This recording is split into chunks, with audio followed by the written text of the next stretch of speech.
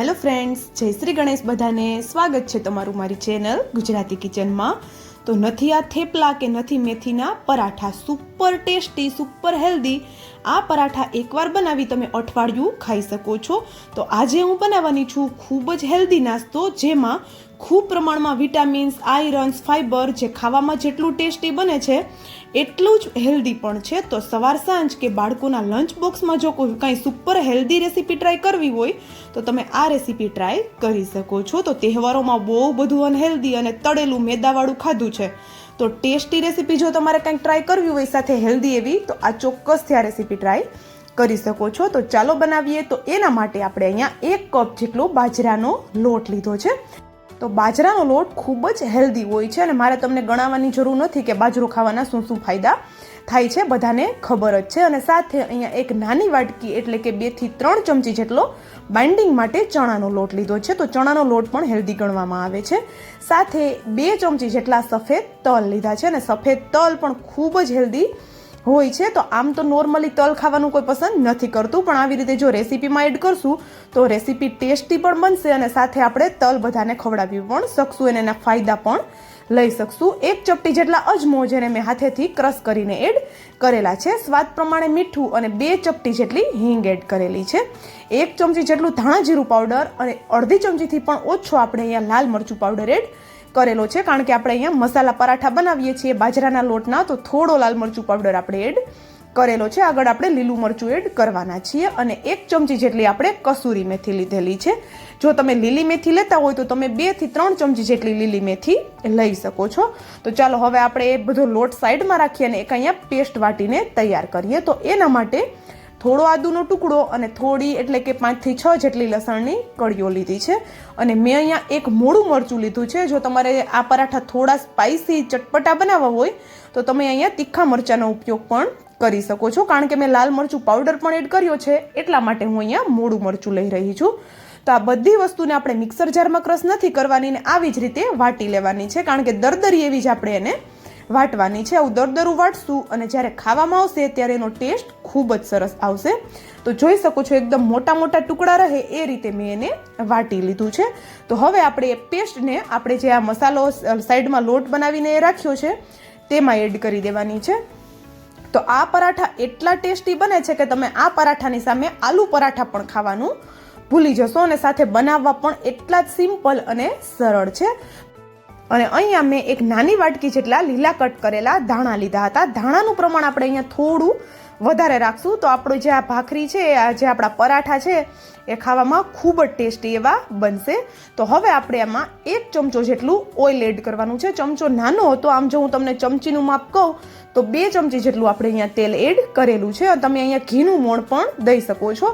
જો ઘીનું મોણ દેશું તો આપણા જે પરાઠા છે વધારે ટેસ્ટી અને ખસ્તા બનશે. તો જો અહીંયા હવે આપણે બધું સરસ એવું મિક્સ કરી દેવાનું છે એક વખત, કારણ કે ધાણા પણ આપણે વધારે પ્રમાણમાં એડ કર્યા છે. તો બધું સરસ એવું મિક્સ કરી દઈએ એકદમ સરસ એવું મસળીને, અને પછી આપણે પાણી એડ કરવાનું છે, જેથી કરીને આપને ખબર પડે કે આપણે કેટલું પાણી એડ કરવાનું છે. આપણે આ લોટને બિલકુલ ઢીલો નથી કરી દેવાનો અને ડરવાની જરૂર નથી. આપણે અહીંયા બાજરાનો લોટ લીધો છે તો હાથેથી આપણે એનો રોટલો બનાવીએ છીએ એ રીતે આપણે બિલકુલ નથી કરવાનું, કારણ કે ઘણાને એવી રીતે બનાવતા નથી આવડતું. તો આપણે અહીંયા જેમ નોર્મલ જે રોટલી વણીને બનાવતા હોઈએ છીએ એ જ રીતે પરાઠાને વણવાનું છે. તો જો અહીંયા એક મીડિયમ સોફ્ટ એટલે કે વધારે સોફ્ટ પણ નહીં અને એકદમ કડક પણ નહીં એવો લોટ બાંધીને તૈયાર કરવાનો છે. એટલે કે હું તમને જો કહું તો પરાઠા જેવો આપણે અહીંયા નોર્મલ જે પરાઠા બનાવતા હોય એવો લોટ બાંધીને તૈયાર કરવાનો છે. તો જેમ જેમ જરૂર લાગતી જાય એમ જ આપણે પાણી એડ કરવાનું છે, કારણ કે બાજરાનો લોટ છે તો એકદમ જલ્દીથી ઢીલો થઈ જતો હોય છે. તો જોઈ શકો છો આપણે સરસ એવો લોટ અહીંયા બાંધીને તૈયાર કરી દીધો છે. અને વણતી વખતે હાથમાં અને જે આપણો પાટલો છે એમાં ચીપકે નહીં એના માટે આપણે અહીંયા અડધી ચમચી જેટલું ઓઇલ એડ કરેલું છે. જો હું અહીંયા જેટલી વખત ઓઇલ એડ કરું છું એની જગ્યાએ તમે પ્રોપર ઘીમાં પણ આ પરાઠા બનાવી શકો છો. તો જો અહીંયા સરસ એવું આપણે એને એક વખત મસળી લઈએ, આખા લોટ ઉપર ઓઇલ લગાવી લઈએ. તો હવે આપણે એને વણવાના છે. તો વણવા માટે આપણે અહીંયા એક રોટલી બનાવવાનો જે પાટલો હોય છે તે મેં લઈ લીધો છે અને એમાં હવે એક રોટલી કરતાં મોટો થોડો લુવો લેવાનો છે અને આપણે આનું પરાઠું વણવાનું છે. તો જો વણતી વખતે હલકું હલકું એની કિનારી ઉપર ક્રેક્સ આવશે, પણ વણતી વખતે બીજો કોઈ જ પ્રોબ્લેમ નથી આવવાનો. અને જે આપણે ક્રેક્સ આવશે એનાથી આપણું પરાઠું ખૂબ જ ખસ્તા અને ક્રિસ્પી બનીને તૈયાર થશે. તો જો આવી રીતે એકદમ હળવા હાથે આપણે પરાઠાને વણવાનું છે, કારણ કે બાજરાનો લોટ છે તો જલ્દીથી તૂટી જતો હોય છે. તો જો તમે જોઈ શકો છો આરામથી વણાઈ જાય છે અને વણવામાં પણ બિલકુલ પ્રોબ્લેમ નથી આવતો. સૂકા જે બાજરાનો લોટ હોય છે એમાં આપણે જે આપણું લુવો લીધો છે એને ડસ્ટ કરી અને વણવાનું છે, બિલકુલ પાટલા ઉપર નથી ચીપકવાનું. તો જો બીજું પરાઠું પણ એ જ રીતે હું તમને વણીને બતાવી દઉં છું. ને વધારે આપણે જાડું પણ નથી રાખવાનું અને એકદમ પાતળું પણ નથી રાખવાનું, એવું મીડિયમ થીક એવું આપણે અહીંયા પરાઠું વણીને તૈયાર કરવાનું છે. તો જોઈ શકો છો તમે 2 થી 3 વેલણ મારશું એટલે આરામથી આપણું પરાઠું ઝટપટ વણાઈને રેડી થઈ જશે. તો જો અહીંયા બધા પરાઠા મેં પહેલાં એ જ રીતે વણી લીધા છે.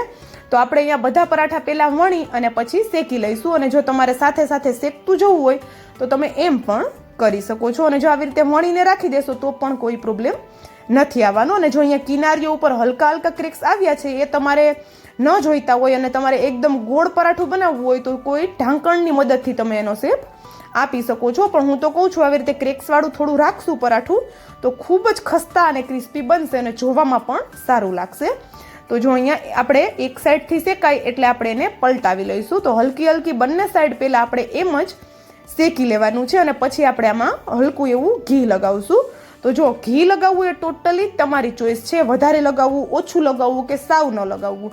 તો જો અહીંયા ઘીથી પણ શેકી શકાય છે અને તેલથી પણ શેકી શકાય છે અને સાવ એમ જ રોટલીની જેમ પણ તમે શેકી શકો છો. પણ પરાઠું બનાવીએ છીએ એટલે હલકું ઓઇલ ઘી તો આપણે લગાવવાના જ છીએ. તો હલકું લગાવશું અને ચોઈસ પણ મેં તમને આપી છે કે તમારે કેટલું લગાવવું એ તમારી ઉપર છે, તો પણ આ પરાઠું એકદમ ક્રિસ્પી બનીને તૈયાર થશે. જો હલકું ઓઇલ ઘી લગાવશું તો પણ.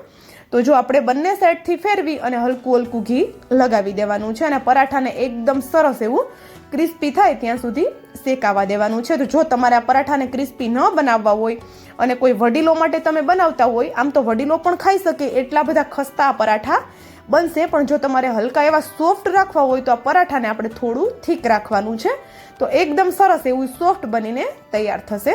પણ આવી રીતે ક્રિસ્પી પરાઠા, ખસ્તા પરાઠા ખાવામાં ખૂબ ટેસ્ટી લાગતા હોય છે. ને તમે જો અત્યાર સુધીનો વિડીયો જોયો હોય અને એમાં તમને મારી મહેનત થોડી પણ કંઈક પસંદ આવી હોય તો પ્લીઝ વિડીયોને એક લાઇક અને જો ચેનલ પર નવા હોય ને તો જલ્દીથી પ્લીઝ ચેનલને પણ સબસ્ક્રાઈબ કરી દેજો અને સાથે જ બાજુમાં આપેલા બેલને પણ પ્રેસ કરી દેજો, જેથી કરીને આવી જ નવી નવી રેસીપીની નોટિફિકેશન તમારા સુધી પહેલાં આવે. અને અહીંયા સારી વાત એ છે કે હું મારી બધી રેસીપી એવી જ બનાવું છું કે જે દરેક વ્યક્તિ એના ઘરમાં આરામથી બનાવી શકે. અને મારે જે વસ્તુ બની છે એ સેમ વસ્તુ જો આ રેસીપી ફોલો કરીને બનાવશું એટલે સેમ વસ્તુ તમારી ઘરે પણ બનવાની છે. બિલકુલ તમારી વસ્તુ કે તમારો સામાન ખરાબ નથી થવાનો. તો તમે મારા બીજા વિડીયો પણ ચેક કરી શકો છો. તો ચાલો વાતો વાતોમાં આપણે પરાઠાને બંને સાઈડથી ફેરવીને શેકી લીધા અને તમે જોઈ શકો છો, જોતા જ ખબર પડે છે કે પરાઠા આપણા એકદમ ખસ્તા બનીને તૈયાર થઈ ગયા છે. તો એ જ રીતે બીજા પરાઠા પણ આપણે શેકી લઈએ. તો વધારે વિડીયો લાંબો ન કરતા હું તમને પલટાવીને સીધું જ બતાવું છું કે પરાઠા કેટલા બધા ક્રિસ્પી બન્યા છે. તો જો મારે તમને વધારે કંઈ કહેવાની જરૂર નહીં પડે, કારણ કે જેનો કલર છે એની ઉપરથી જ આપને ખબર પડે છે કે પરાઠા આપણા જોરદાર ખસ્તા બન્યા છે, હેલ્ધી પણ છે અને ટેસ્ટી પણ છે. કારણ કે આપણી જીભને ટેસ્ટી ખાવાની આદત પડી ગઈ છે.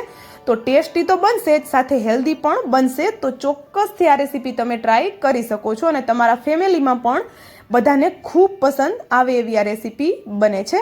તો ચોક્કસથી ટ્રાય કરજો અને મને કોમેન્ટ કરીને પણ જરૂરથી જણાવજો. એન્ડ